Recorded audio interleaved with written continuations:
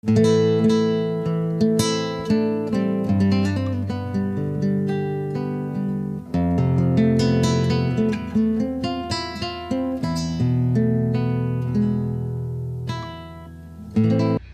folks, this is Travis from Elston Equine Solutions, once again being your host for today's episode.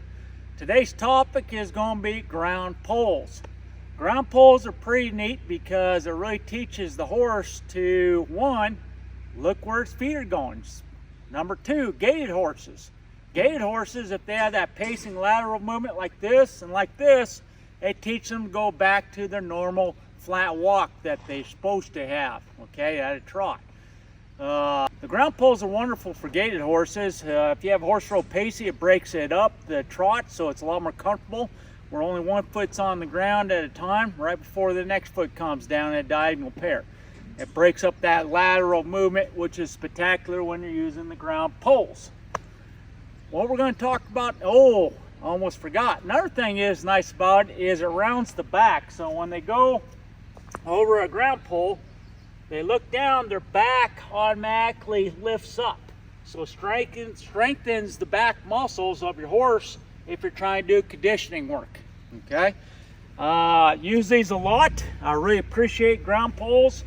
And when I was up at the Air Force Academy equestrian team as a rodeo team coach and also helping at times with the co-equestrian team up there, competing at college level, they use this equipment all the time for obvious reasons. Pretty much the ones I just stated, okay?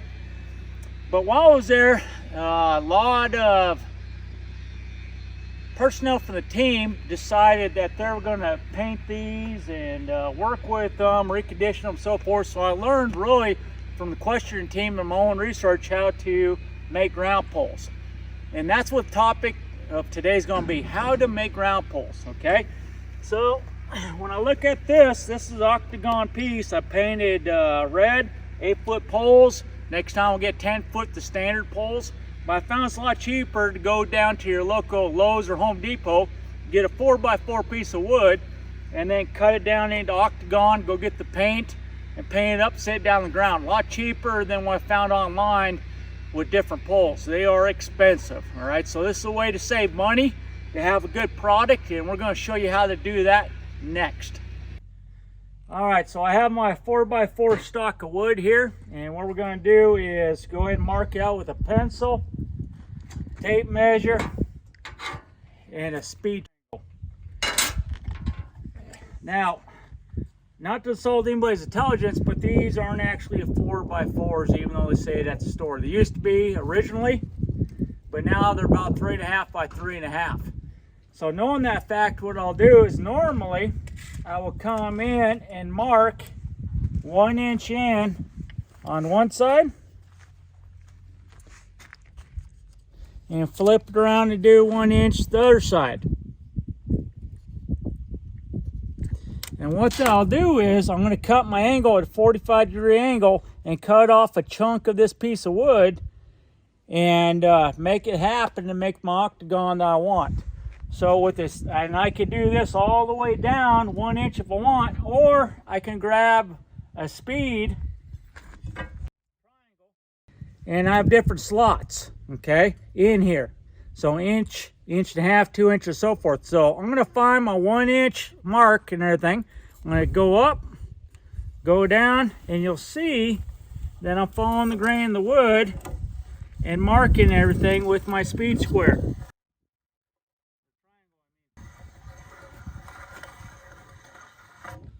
So I know I have 1 inch there. And then I'll do the same thing on this side.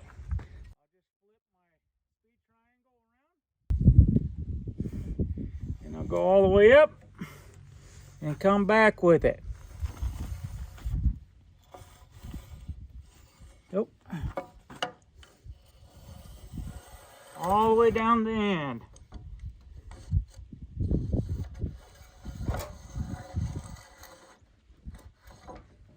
All right, so I have 2 lines on the upper portion of this piece of wood. Next thing what I'll do is I'll take some clamps and clamp it into place.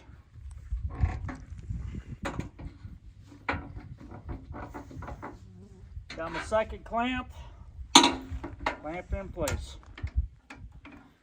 Then I'll grab my saw. This one's battery operated, but generally what I'll do is I'll go from a straight to a 45-degree angle cut.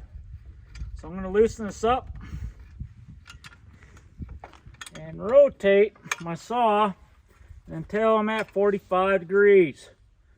This one actually goes to 50 degrees. I just want the 45-degree cut. And then I'll tighten up the saw.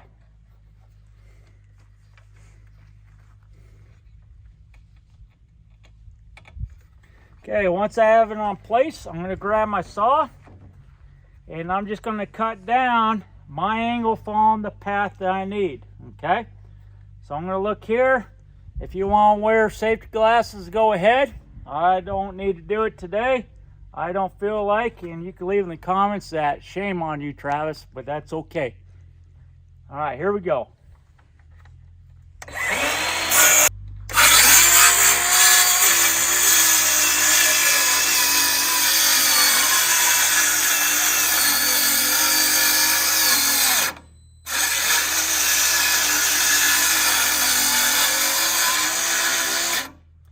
Once I get to my clamps, just release it and I'll go back behind what I've been cutting.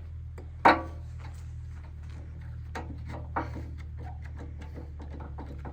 right, we'll go back to cutting. I'll back it up a little bit and start cutting again. You can see I'm going right through the wood, making round in the corner.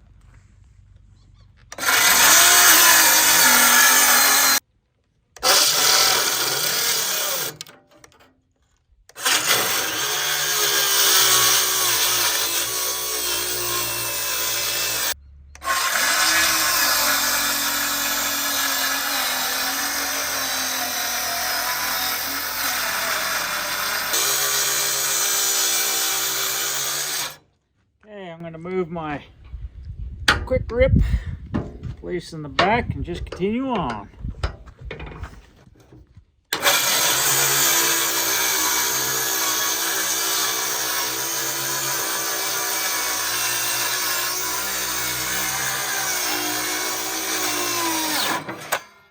All right, there you go. You can see what it looks like. And now all I gotta do is I'll flip this whole thing around so I'm at the right angle with the blade. So I gotta switch it from this side, because or I can run down this way. Okay, so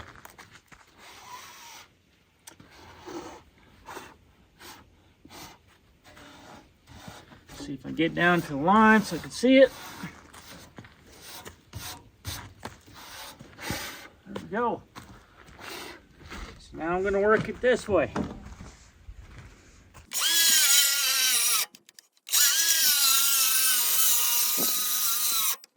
All right, gonna move the quick grip, put it down here, and keep on sawing.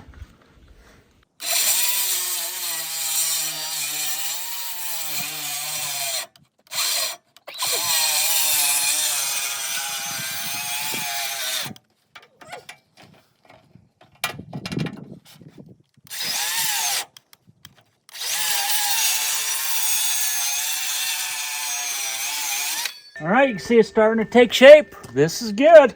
And we'll flip it around and remark real quick. Next step. Ta-da!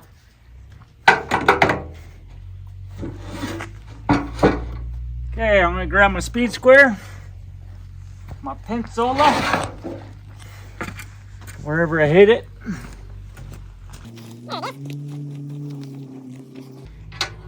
Voila. Okay, remember, we're going to go 1 inch in.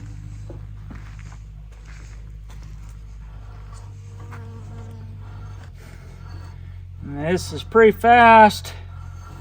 I'm just rolling. The speed triangle, I keep saying square for some reason. And I'm not square, but I'm not a triangle either. Bam! Okay, now we're going to go ahead and torque it down.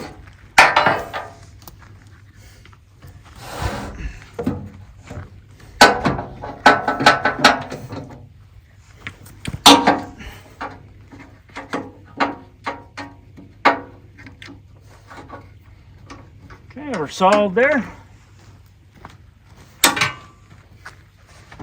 Follow the line.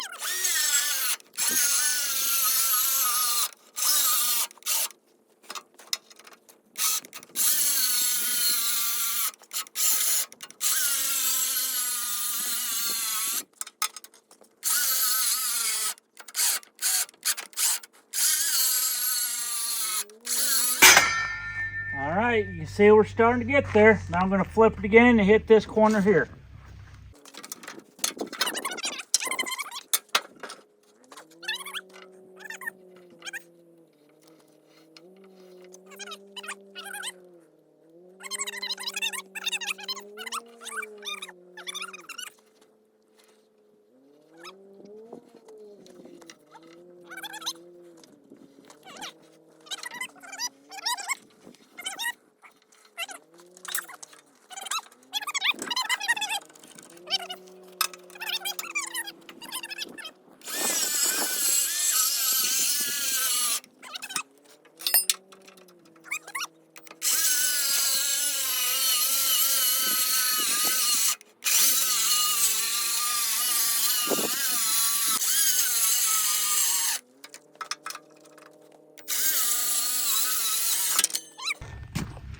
We got her about licked. Okay,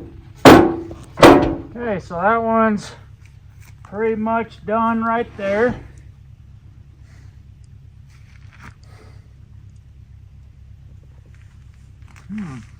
Yeah. Okay, this corner here is pretty good. So I like that. Now, a nice thing about cutting off the triangles of the corners when a horse hits it, it's harder for them to shatter something off and split it. So it's different angles. Round ones, you know, they're fine, or heavy wood, but plastic ones, not so good. So yeah, that's all there is to this. And then what we're going to do is we're going to move on to a chunk of wood over here that's missing a section out of the wood. We're going to show you how we approach that problem. That's next. All right, folks, so you'll see there's a chunk of wood missing out of this, and this does happen with 4x4s at different locations. And you got to figure out the geometry of how to fix this problem. We know from here to where this is supposed to be, it's 3.5 inches. So normally what I do with the speed square is I know 1 inch is normally good, okay? So I would just go 2.5, which is right here, and I know that's 1 inch to fix it. And then when it comes back to the normal place, I'll flip it over. You'll see it lines up with 1 inch right there. So that's how I skip a problem with a hole right there. So I will continue on with the 2.5 inch mark spot that I'm looking at, okay? And I will just keep shooting through it. All right.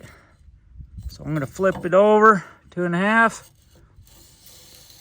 and voila, I've just missed that location, okay? Now I'll switch back over here so my speed square is a little bit faster, going this direction.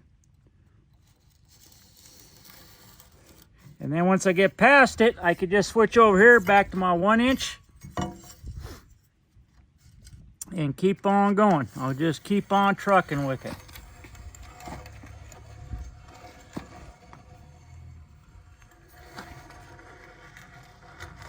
Just like that. All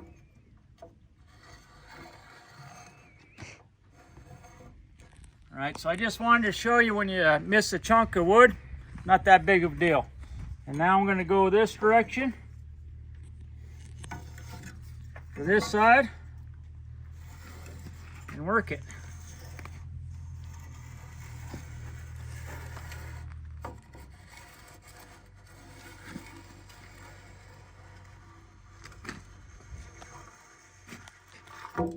Boom. That's all there is to it. All right. We're going to finish this piece up and cut it, and that's all there is to it. All right, folks, so after we cut the timber that we want in an octagon, what I like to do is take a screw, come to the center edge of my wood, and I'll simply just screw my screw into the wood. So that's one edge. And then I'll do the same thing to the other side. So I'm going to flip my board.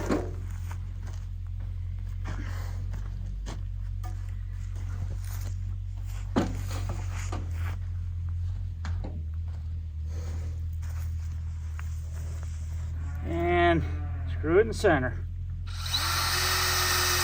And I leave it out. I don't drill it all the way in. You'll see what that's for in a second. So I'm going to continue to do it to all of these. Stand by. All right, folks, so I went ahead and put screws, finished my lumber right here. And what I'm going to do is move the screw on the other side onto that table, move my sawhorse all the way forward, and place my screw right onto the sawhorse. What that's going to do is allow me to paint everything at one time without having to move anything. So it's real simple, real fast, real crafty. I'll set the rest of them up on my sawhorse and my welding table and make plenty of room where I can reach and paint everything.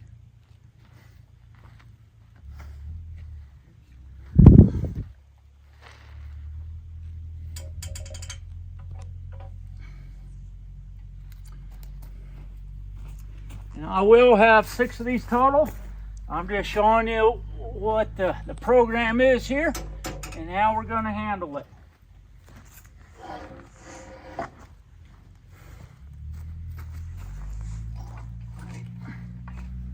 All right, so what next step is going to happen is, you can see I could get in here with a brush and brush it, okay?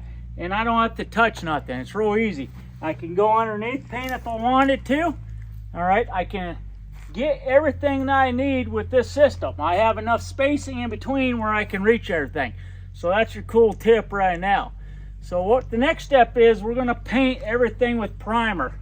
So the best primer I use for these, and once again, I watched this happen in the Air Force Academy, the equestrian team there at college level competition. And they painted there, so I learned a lot off of them ladies, smart people that they are. Okay, so I'm going to use all-purpose kilts primer. I'm going to paint all these next. Once it's dry, we move over to a primer-based paint that is oil, which is a lot better than water because it'll stick and last a long time. So I got a red color here, and I just went to my local Ace store. Rust Stop, you know, perfect enamel style paint that lasts on the wood for a long time. So I'm going to use this color, and I'm also going to use a white. So that's white, this one's red, okay? So those two colors, and we'll talk about the dimensions once we get done with the primer, how we're going to tape it up and what we're going to do. So that's going to be next. All right, folks, what we're going to do next is we're going to go ahead and put tape on the timber here, and we're going to paint them. And normally your 4x4s are 8 feet in length. Really, this one here's 8 foot and a quarter. This one's 7 3/4, 7 3/4. So they all vary. So really, what you're going to do is I'm just going to put 3 paint areas on it. So I'm just going to divide the magical number of 3, which in this case would be 2.66. So basically, what I'm going to go is 2 feet 6 inches, which is 30 inches total. Okay, so I'm going to take the edge, find my 30 inches, and I'm just going to mark it. Then I'm going to go to this one, do the same thing, and so on.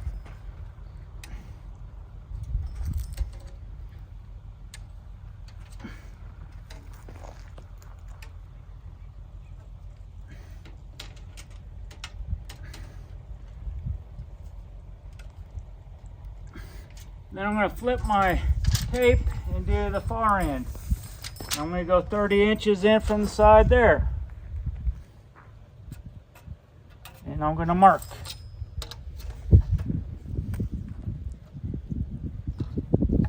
It's easier than making flapjacks, I tell you.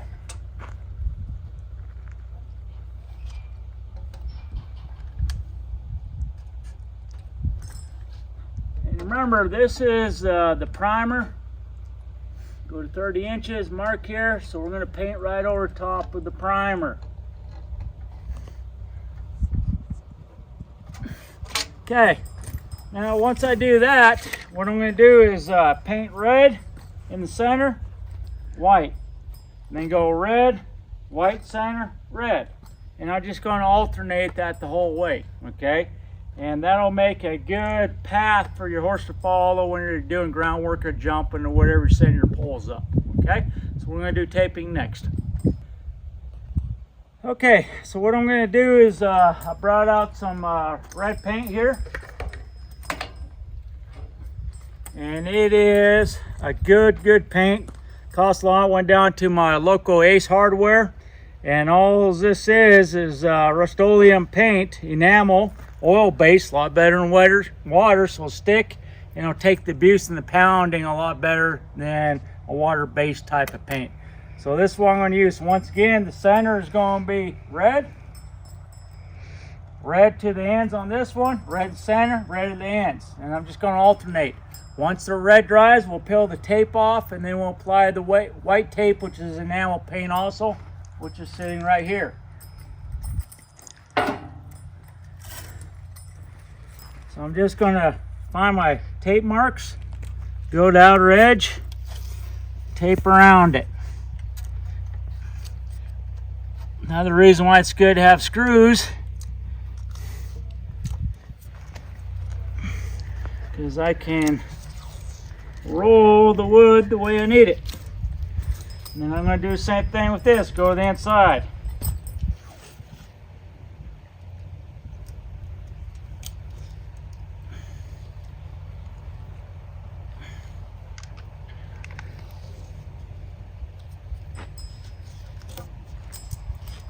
Okay, so that one's good. So then we'll just keep on going and going. And I'm going to continue taping, and then you're going to see us painting. Thank you. All right, here we go. Going to go for the great enamel paint, the bright red, onto the primer. Just like such. Easy pleasy. And I can even do the Karate Kid on it. There's my upward block and my downward block. Just like on the original Karate Kid. Yes, there was original Karate Kid. Now they got Cobra Kai on TV or something like that. I heard that was a pretty good show. I don't know. But anyhow, here we go. So these three are going to be red, or rearrange it, and it's going to be red right in the center right there. And that's all there is to it. And once we're done with red, we'll just transpose what just came out with the white, paint over the primer. That's all there is to it, folks. All right, folks, so we're at our final product here. You can see we have the ground poles set up, and they turned out beautiful. We got the screws out at each end. We painted the red and the white over top of the white primer. Took the tape off, we're setting them up, and yeah, they're done. And they look pretty good. We're going to use them here pretty soon. So anyhow, I hope you liked learning about how to make your own ground poles to help out for a horse. And it's going to be fantastic because I'm going to use them for especially conditioning a horse, where the back's got to round up because the horse is probably going to step over one of these poles. And it's going to lower its head to see it, round the back, and develop the back muscles, and then we're going to bring them back around just for lunging, okay?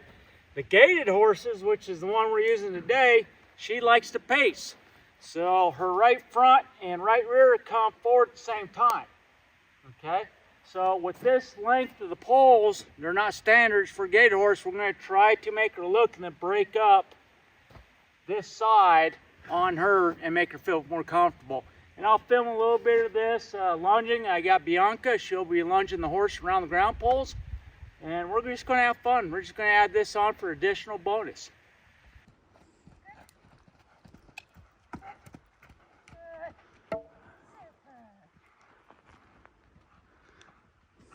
See, now she's in the pace again, and then it'll disrupt it with the ground poles right now. See? There we go. Good. So that right side we're trying to break up using the ground poles. She's pacing again, and she's an older horse, so we are going to change her muscle memory, and she's good there, and then she falls back into it. So we're just going to keep this up and help her out nice and easy. for her to rewire her mind where she doesn't need to pace. And as you know, pacing is not comfortable when you're riding on top of its back. A lot better when it's a normal Tennessee Walker style gait. There we go, a lot better. All right, so here's your introduction to ground poles. Hope you like it. Please hit like, please hit subscribe. Now you have the knowledge to become a solution. Take care now. Adios.